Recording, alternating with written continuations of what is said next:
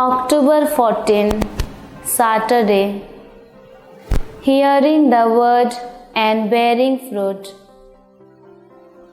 Blessed are those who hear the word of God and observe it. The reading of today placed before us two unique saints which guide us in the same direction. The first reading is from the book of Prophet Joel. He prophesied in the southern kingdom of Judah, announcing the day of the Lord. He invited the people for conversion. The day of the Lord is the day of final judgment. The prophet compares it to a harvest.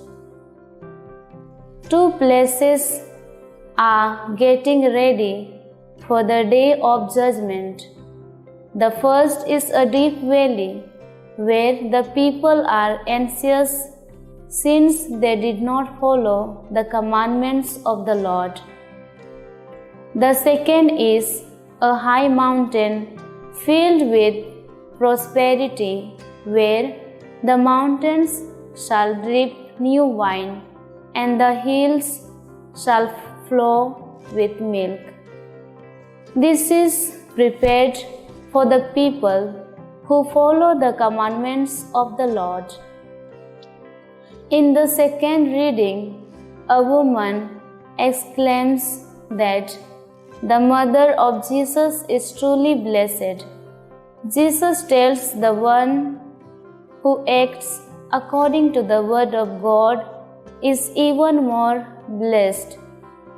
Jesus underscores the importance of following the word of God by placing him or her above the status of the Blessed Mother.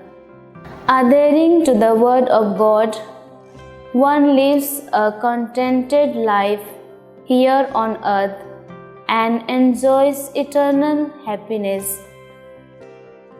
As portrayed in the first reading, God invites us to receive the word of God with love and reverence and bring forth fruit.